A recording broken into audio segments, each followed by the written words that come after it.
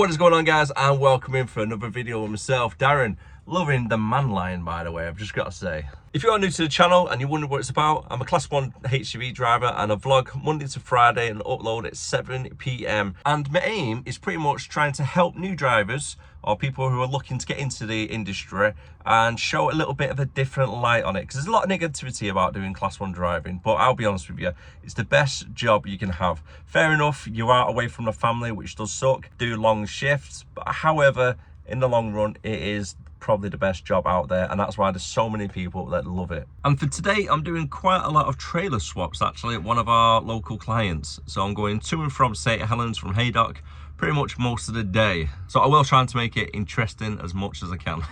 First of all, let's hook up to our trailer. Using the air suspension, lower the back axles as much as you can. As you reverse underneath the trailer slowly to about here, stop, raise it as much as you can using the air suspension control. As you can see now, the back legs are lifting off the ground, so as you connect back to the trailer, your fifth wheel connects, the legs don't get damaged because you're not pushing them back by force. And then what you want to do is give it a couple shunts just going forward. So always try and remember the word black. But as we're doing a connection to the trailer, we want to do it in reverse. So first it's K for kingpin, make sure that's locked in. C is for clip, it's a little dog clip just up here, and that prevents the kingpin from sliding out. Next up is connecting these lines over to here. So A is for air lines. It can seem quite daunting at first if you've never done it. You're worried about which line goes into which socket, etc. Well, don't worry about it, because each line can only fit in certain sockets. So basically, if it doesn't fit, it doesn't belong. L is for legs. And then finally is brake. So you want to make sure it's all pushed in. When we're doing our trailer checks, you want to make sure the curtains are all in good tact, there's no tears or rips, straps are all good, there's no frayed, and the general condition of the trailer is in good condition, which this one is perfect. Now the trailer's all safely checked and all connected, let's get on the road.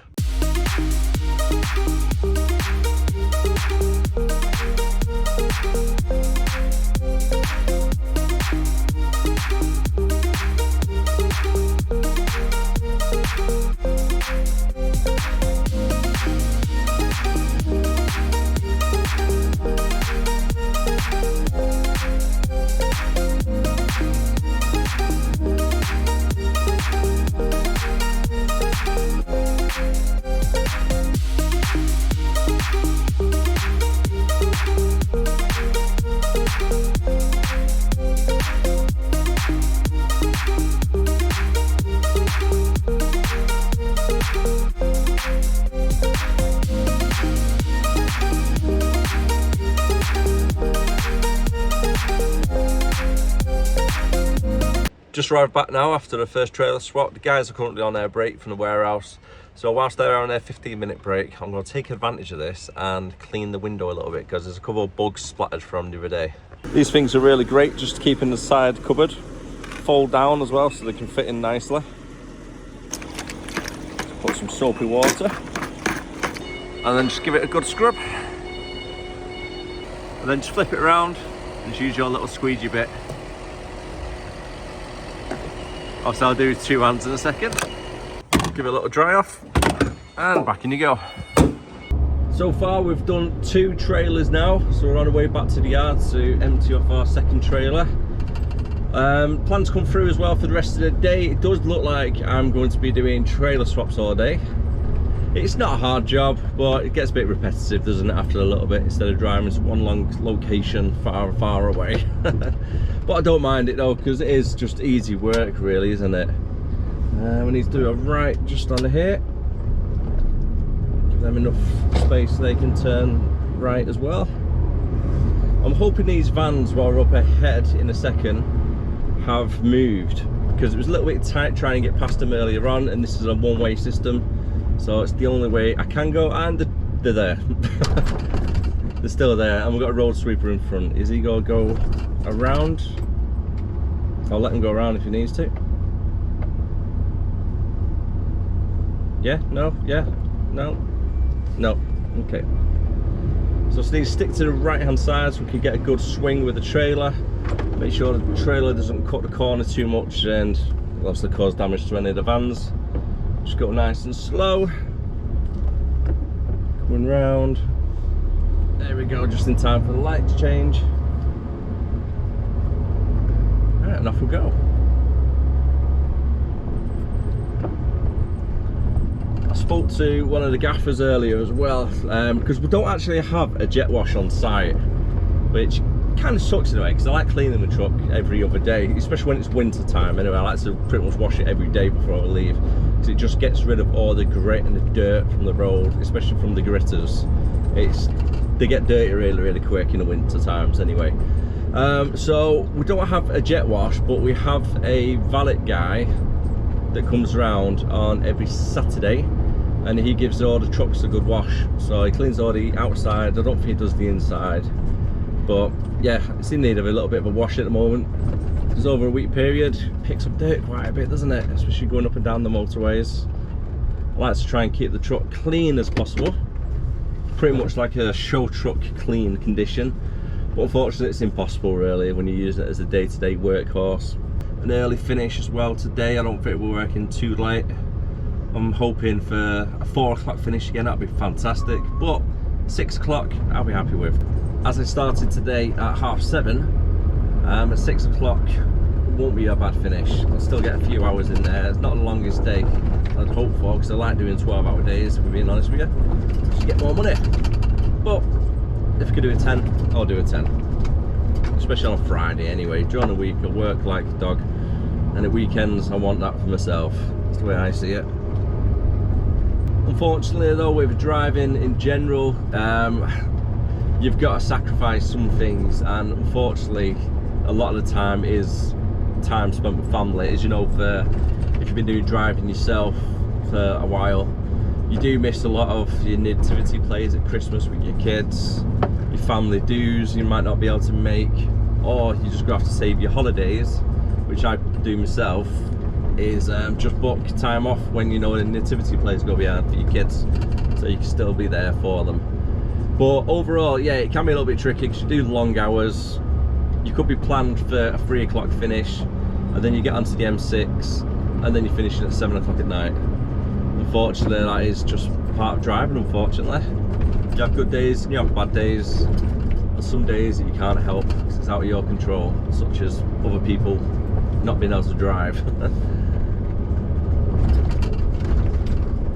But looking forward to the weekend. And I've said it a few times, Leanne's birthday tomorrow, big 3-0.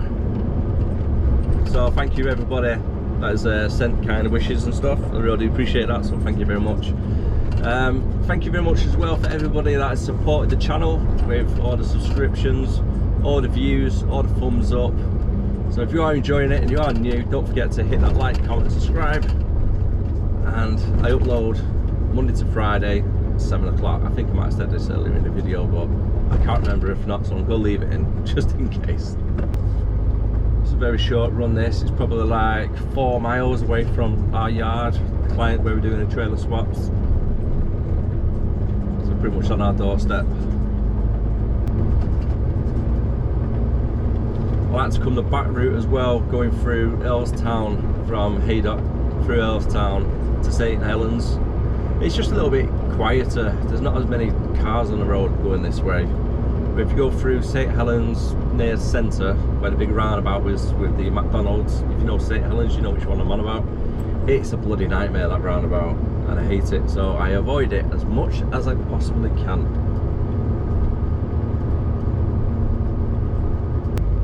I was speaking to one of the managers earlier on as well, who does all the planning.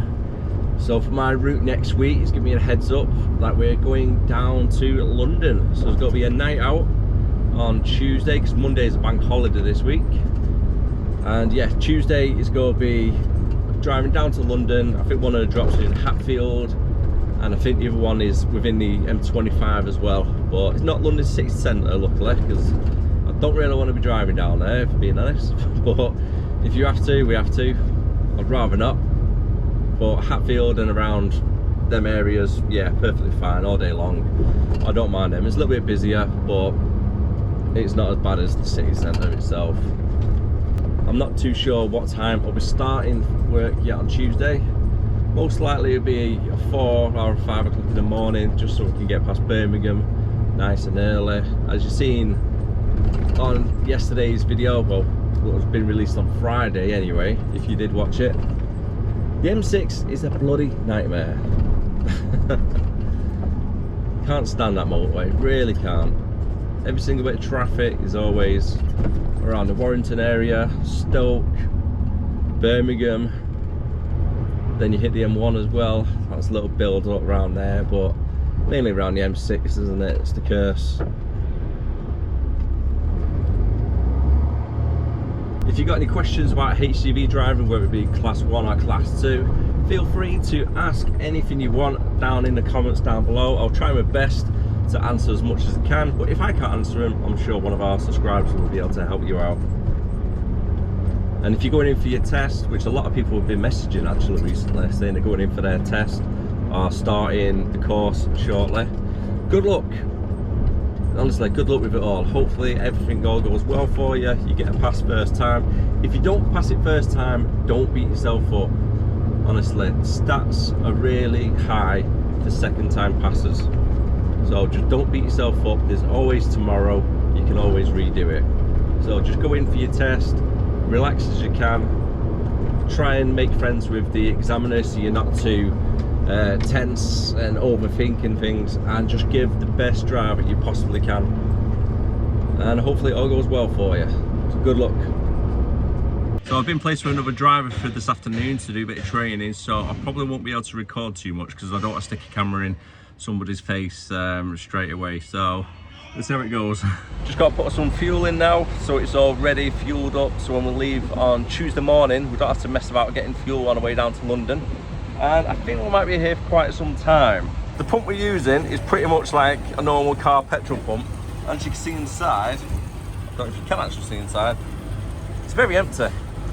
At least the fuel pumps over at Lim, they might kill your hand off, but the proper diesel pumps for trucks, and they've got like a big nozzle, so it's like 2 inches or something, the hose, so it feels like 2 inches because it comes out that fast. As I mentioned earlier on as well, I've got another driver out with me today. So for the afternoon, he's been doing the driving, I've just been sitting in the passenger seat.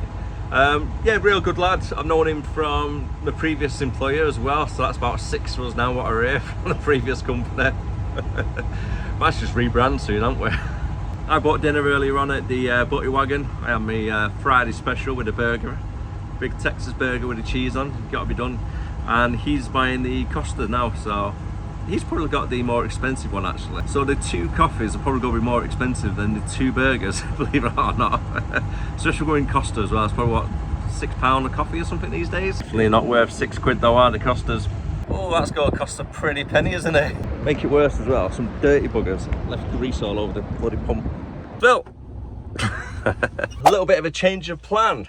So I've had to jump into James's truck today. James is off on holiday. If you're watching this, because I know he's one of the subscribers, hey mate, you're right, I'm looking after your truck. So plan of action is we've got to go down to Congleton. It's currently 3:30. Traffic, Creamfields, bank holiday weekend on a Friday.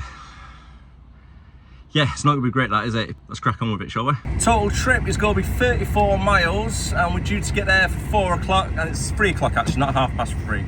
So we're looking at about an hour's drive to get there, get unloaded, get back. You're probably looking at about 6:30, give or take, but this doesn't include the traffic, unfortunately, so it could be a little bit later. And just in case you're wondering what's happened to Phil, he's not got lost, don't worry, he's in my truck and he's going to be doing a couple of trailer shunts like what we've been doing all day. I just arrived, my word, look at this. Are you ready? Oh my God. You don't want to drop down there, do you? Pretty close, it's like that on the other side as well. And that was a very tight little bit to get in as well. All done here now. It's about 4:45 at the moment. I wanted to try and do a GoPro on my head with POV getting out of the here because it's bloody tight and you're looking over a bridge as well, which is pretty nerve-wracking. I spoke to the guy as well who's here, and he said literally every other driver that comes here, so it's like every other day, somebody hits this bridge. That's how bad this corner is. Unfortunately, I can't really show it you properly because I'll be driving. And my GoPro's died, the battery, so that's why I can't use that. As you can see how tight that is there. And on that mirror, you can see there, the sensors are going off because it is really tight, this section here. So just a little bit further on that lane, this is what we're facing now. So we've got to get across that little bridge. So we need to swing it out there as much as we can and then go around there and just take it slowly as we can. So this is the other part of the bridge where we're coming round, that left-hand turn. So I'm just stopping it every so often so we can use it. It's a private land, this as well. And we try and swing the truck around into the middle of there so the trailer goes round without hitting that barrier. And as we're here now, you can see in the mirror our little space we've got.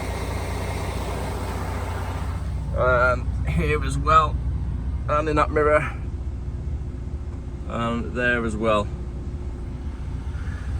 And then we're going out that way. Oh, fun.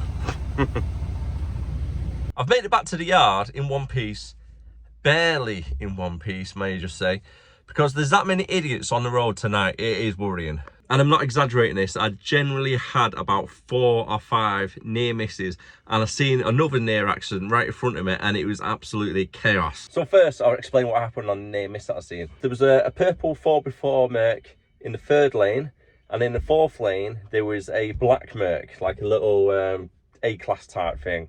So they're both going down next to each other. I don't know if they've had a bit of heated argument or something, but this purple Merc started merging without indicating or anything on the front passenger side of the black Merc, which had a kid in it as well in the front seat. The one in the purple Merc pushed the black one into like the hard shoulder on the middle barrier, nearly crashing into the middle barrier. He's put his foot down, got in front of the 4x4 one, slammed on his brakes, so then it's come to a stop.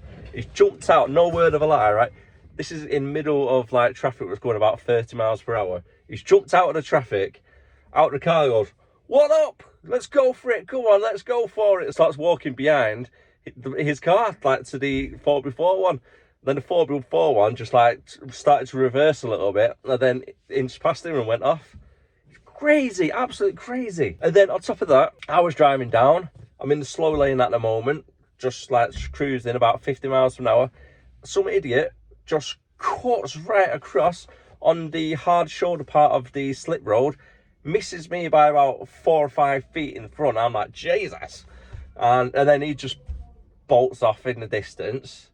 And then the final one, just now, there was another like bloody 1 or 2 as well in between that way. People just cutting me up last minute without indicating or anything. And then finally, I'm coming off Haydock Island, and as I'm going round, there's a petrol station just on the corner. And I'm looking and thinking, they're not stopping them, are they? They're not stopping. Some little old woman, literally like that in the car, didn't even glance to the left or the right, just pulled straight out into this bloody roundabout that I'm coming across, doing about 25 miles per hour. I seen her. Luckily, when you're driving, you start to read the road a little bit, and you get a bit of a sixth sense or such. Something's going to happen. So as of looking or paying attention, just pulled out literally about 4 foot in front of me. So I managed to like slam on brakes on. She's gone straight across me, not even bloody battered an eyelid. And then I've watched them not even indicate, just cut across all 3 lanes like that. Some little old day, I'm like, wow, there's so many idiots on the road today. It's scary. So anyways, after all them little stories, I'm going to leave the video there for now. So thank you very much for watching. Take care of yourself. Have a great week, and I'll see you again next time. Bye for now.